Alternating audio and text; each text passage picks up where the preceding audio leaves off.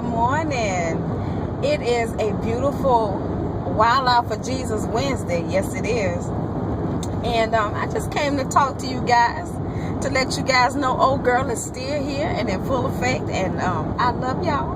And y'all, I got a little subject I want to talk about.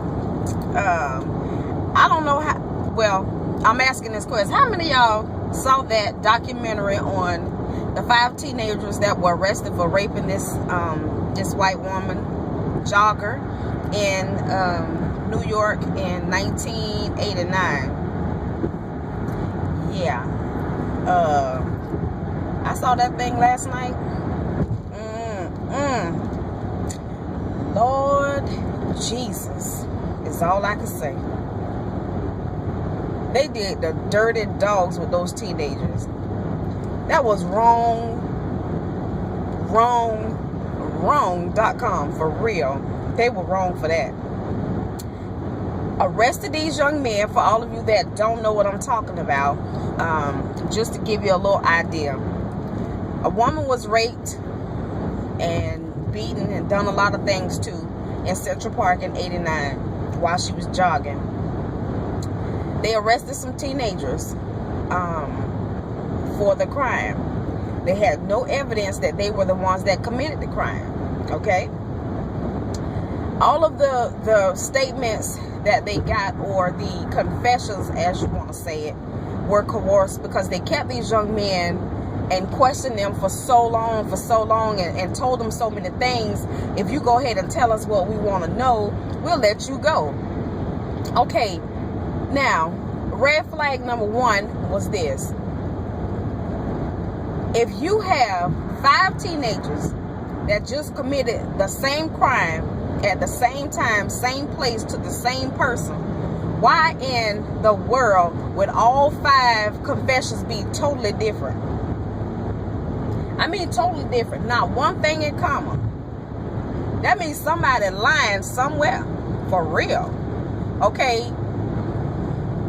But they didn't care because they wanted to arrest somebody of color because it was 2 Latino young guys included. So they weren't all black. So we can't throw in that it was just against the black. No, it was against these teenagers, boys, which they were.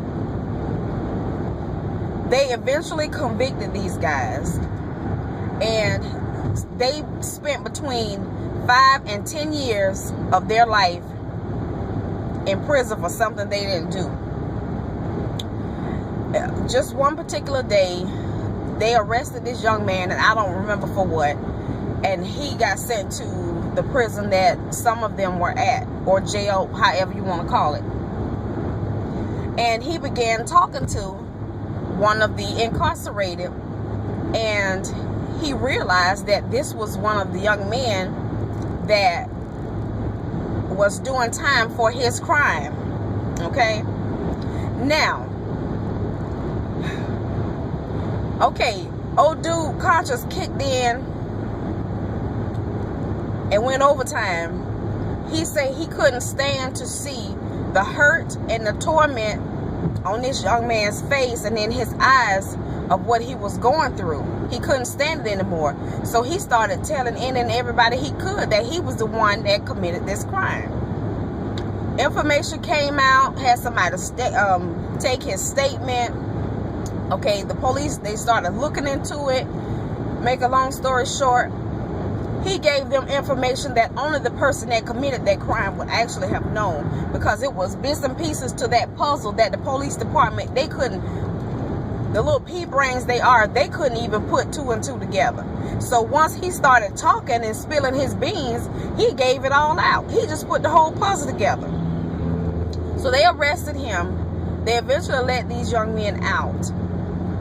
Okay, they've been out, and I don't remember what year it was they got out. But do you know they found the police department to be, when I say not guilty, I mean they say that they didn't do anything wrong.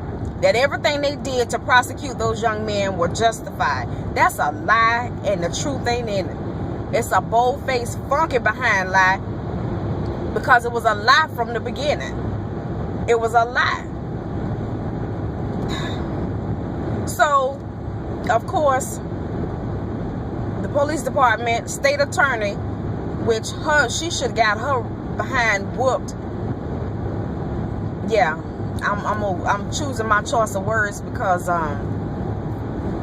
yeah, I guess y'all can, by the way I'm talking, y'all can get an idea on what I want to say. Say what you want and feel it in. There you go. And that's probably what I want to say. But she was wrong. That heifer was wrong. Keep on living, and everything she did gonna come back to her. Gonna come back and slap the piss out of her. Watch, I'm telling you. And we may not never hear about it, but she gonna hear about it. She gonna hear it, see it, feel it, and go through it for real. That's wrong. Took those children's lives. They didn't have a chance to be children. They had to grow up, and I mean real fast. Being in the prison system, one guy say he got stabbed, he got beat. He literally had, all of them say they literally had to fight for their lives every day. Nobody should have to live like that. Nobody. And even till this day, they filed a lawsuit. Do you know that lawsuit has not been resolved? They don't plan on giving them boys not one wooden nickel, not nothing. But I'm gonna need somebody that knows about the law to start pushing some buttons to help these boys get some type of compensation for that, because they had to register as sex offenders. Anybody that has did that had to do that and was innocent. Know that that's a horrible thing. You can't be around children. You can't be, it's like you just can't be trusted to even walk the earth once you do that. They need some type of compensation to help them through the rest of their lives. Yes, they do. Financial compensation. Not being able to find a job, because now you consider to be a pervert. And not only that, you have a criminal record for rape. Oh my goodness. Do you know when you go to prison as a rapist, you become the person gonna be raped?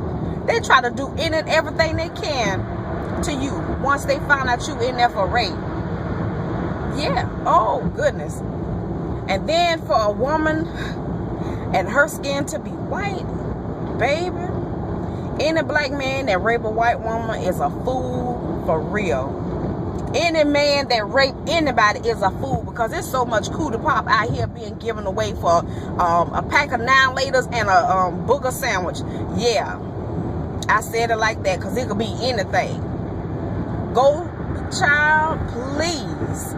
You can go sell some blood and get you $50 and go pay for you some head or something.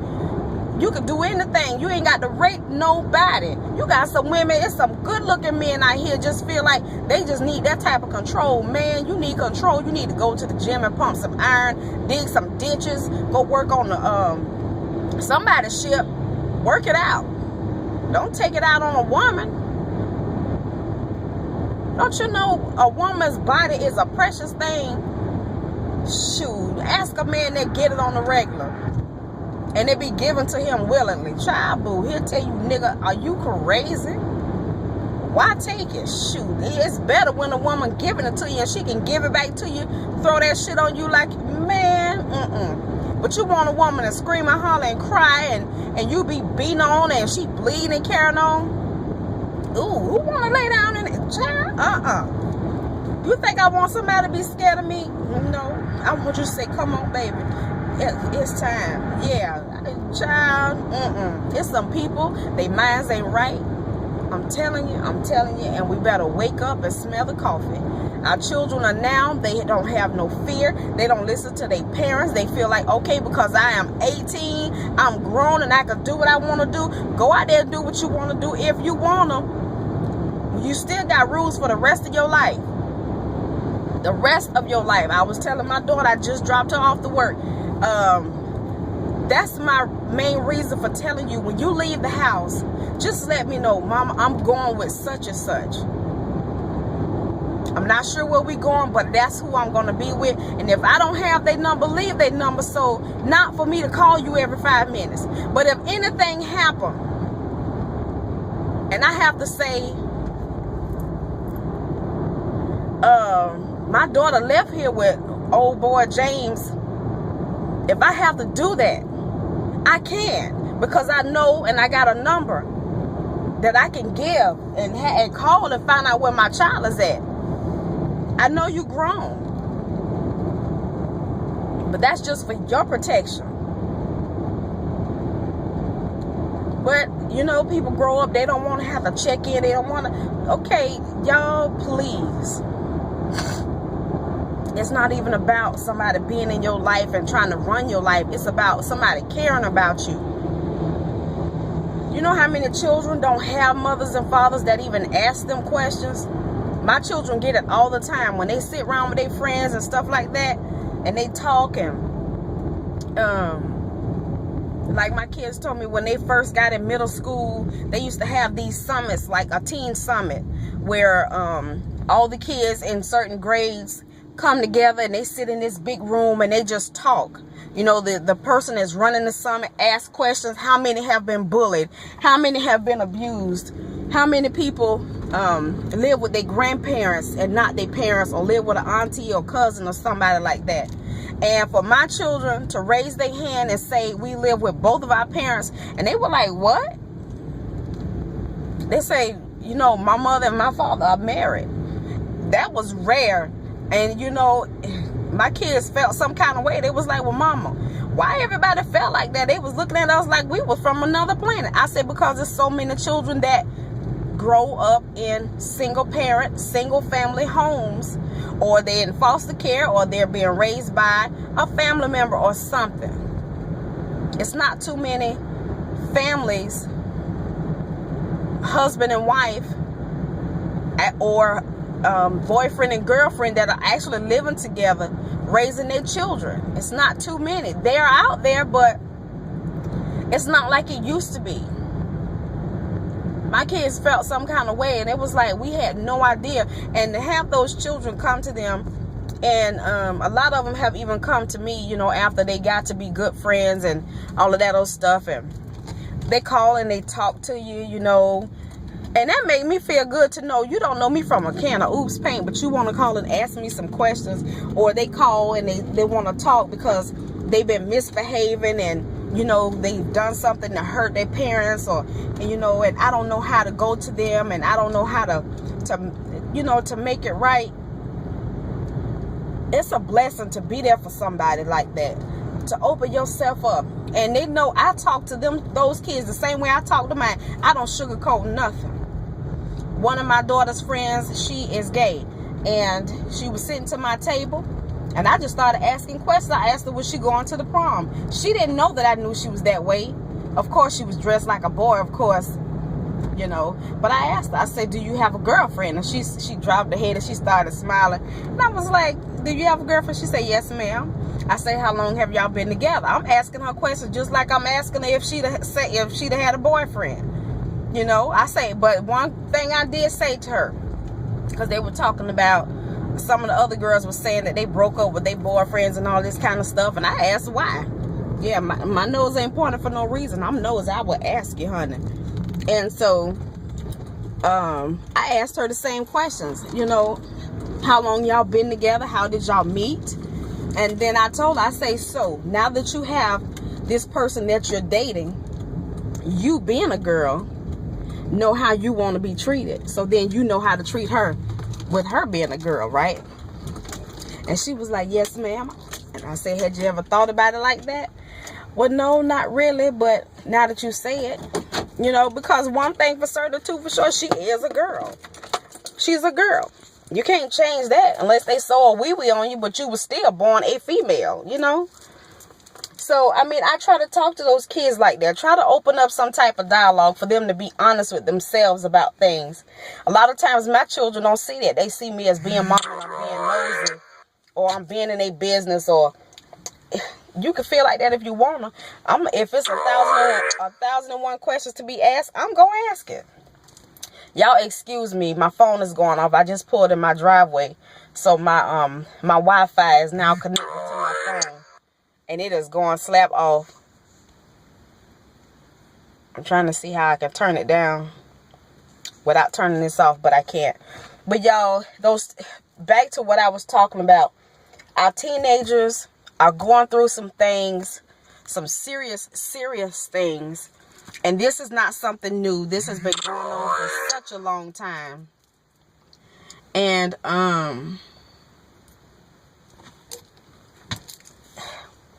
you really don't have an answer. You just have to continue to pray. Talk to your kids about doing right and doing wrong. I still don't believe that you should be out wandering the streets at a certain time of night. I don't give a darn. 15, 16, 17. You don't. You shouldn't just be wandering the streets. You shouldn't. You know, even if you're going to the park, who needs to go to the park that time of night? You know what I'm saying? No, nigga, you need to be in the house doing some homework or getting your school clothes ironed, or go take you a bath, wash your behind, eat your dinner. Something at that time of night. But I don't even know what time of night it was. I'm just speaking about here. I see a lot of kids be out late at night walking. And of course, you know, kids have gotten to the point now, it's like they run the household. Not in no, not today, not ever. Lil Corey, he is so headstrong about doing what he want to do. But he got the wrong mama. Because, baby, I will stare you down. I will talk you to death. I will whoop your ass. Yes, I will. I will tear your behind up, put you in timeout. Whatever I got to do to let you know the choice you just made is wrong, boy. Wrong. Him, Jalen and Mia, I don't play that with them either. With them being females, certain things I don't play about. You wash your behind every night. You brush your teeth. Keep your hair combed. Put on you some lotion. Teach you how to fold up your clothes and put them in your drawer. You know how to separate them. T-shirts and tank tops, panties and socks, top drawer, plain t-shirts, middle drawer, pajamas, bottom drawer. All your jeans and long sleeve shirts, dresses, hang them up in the closet. Shoes go, you got a basket in your closet, put your shoes in there. Anything you take off is 3 baskets in the laundry room. Socks in one, clothes in the other. And your towel that you dried off with, go in the other basket. Teach them ahead of time. People used to tell me, you work your kids too hard. You a lie. Because, yeah. When I had one of my children, my kids, I think when I had Jalen, my kids knew what to do at that age. Jalen is 8. And Janae is now 19. So she was what? 9?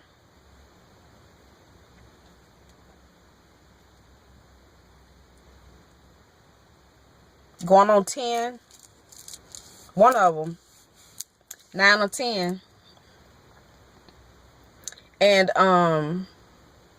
there's an 11-year difference between Jalen and Janae. So by the time Jalen came, Janae knew how to get up, wash her clothes. With me not being home and Dad had to work, yeah, her older sister was there with them during the day while Daddy was working. They knew how to cook. They knew how to wash clothes. They knew how to clean the house up. They knew don't open that door if you don't know who it is. Yeah. You have to teach them. You have to teach them. You have to teach them. But you know what? It's to the point now. Oh, my daughter left her phone. Uh-oh. Well, she SOL today. But you have to teach them. You have to let them know and talk to them. And we have dialogue with our children every possible moment. Sit down. Like last night, we sat down and we talked about a lot of things. And we watched the movie Django. And it was a good one. It was graphic, but it was good. And I was like, my mouth was wide open the whole movie. And I was like, oh my goodness, did I just see that? But it was a good one. I liked it. I'll watch it again. I don't really do a lot of gory movies. But it wasn't bad. Now that I know what to expect, I can watch it again. So today is Wild Out for Jesus. And I know y'all heard me say the ASS word. That word is in the Bible. Okay? You didn't hear me say MF, B words, none of that. So, wild out for Jesus. Share love, kindness. If you have the opportunity today, talk to your children about whatever may be heavy on your heart.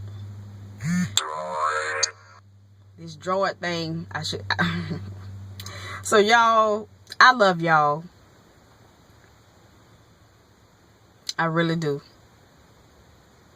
I thank y'all for watching. And I send y'all love. I send y'all peace. And I send y'all Blue Duchess hair grease. Bye, sugar.